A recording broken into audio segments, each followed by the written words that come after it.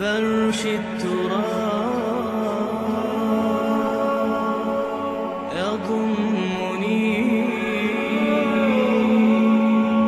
وهو غطاء.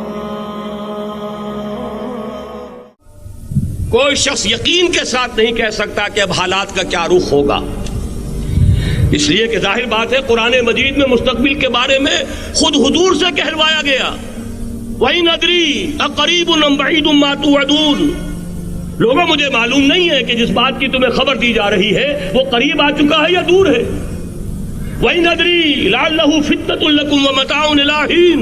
اور میں نہیں جانتا، ہو سکتا ہے اللہ کچھ اور مہلت دے دے تمہیں، اور کچھ اور آزمائش جو ہے اس کے لیے تمہارے لیے کوئی اور مہلت عطا فرما دے، ہو سکتا ہے. تو میں بھی کسی دعوے سے نہیں کہہ رہا، لیکن دو امکانات ہیں.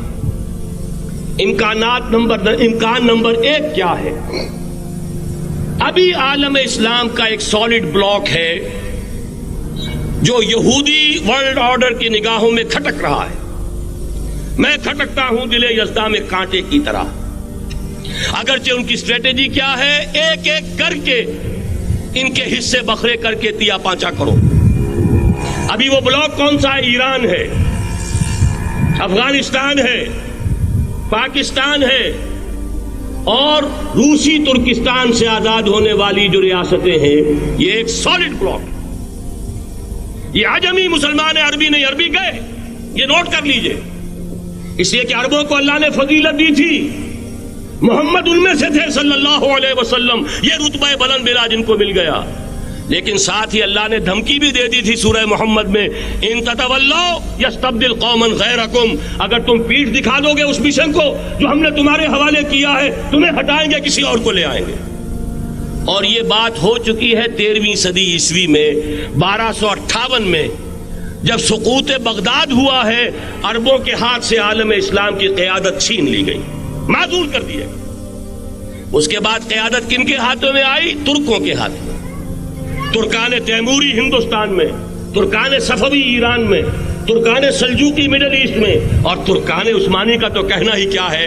وہ ایشیا مائنر سے چل کر آپ کو معلوم ہے کہ مشرقی یورپ کا کتنا بڑا علاقہ، دی گریٹ آٹومان امپائر کی صدی کے آغاز تک قائم تھی. اس صدی میں عجیب عجیب معجزے ہوئے ہیں. گریٹ آٹومان امپائر جو 3 بر اعظموں پر محیط، نام و نشان ختم. دی گریٹ USSR، نام و نشان ختم. اب تو روس صاحب ایک ملک کی حیثیت سے رہ گئے. یہ اس صدی میں دو اور وقت نہیں ہے میں اور آپ کو کیا بتاؤں. اس صدی میں تو بڑے بڑے عجیب عجوبے ہوئے ہیں. بڑی 2 عظیم جنگیں ہو چکی ہیں، تیسری جو ہے سر پر کھڑی ہے، دور نہیں ہے، جس کو حدیث میں کہا گیا ہے الملحمۃ العظمی، تاریخ انسانی کی عظیم ترین جنگ. اور وہی صلیبی جنگ جس کا آغاز بوسنیا سے ہو چکا ہے. بہرحال اس وقت جو میں کہہ رہا تھا، ورنہ میرے پاس تو یعنی یہ کہ درد دل کہنے کے لیے وقت نہیں ہے، مجھے اپنی بات کو محدود کرنا پڑ رہا ہے. لیکن میں اب آ رہا ہوں اصل موضوع کی طرف، کہ ایک امکان تو یہ ہے کہ اس بلاک میں اسلام کا احیاء ہو، اور اس کے لیے کچھ نویدیں بھی موجود ہیں احادیث نبویہ میں. وہ تو آپ نے سنا ہوگا اقبال کا شعر، میرے عرب کو آئی ٹھنڈی ہوا جہاں سے، میرا وطن وہی ہے، میرا وطن وہی ہے. حدیث میں آتا ہے یخرج ناس من المشرق یؤتون للمہدی یعنی سلطانہ. مشرق سے فوجیں نکلیں گی یہ جو کہ مہدی کی حکومت قائم کریں گی، اور یہ ہوں گے حضرت فاطمہ کی نسل ہی سے رضی اللہ تعالی عنہا.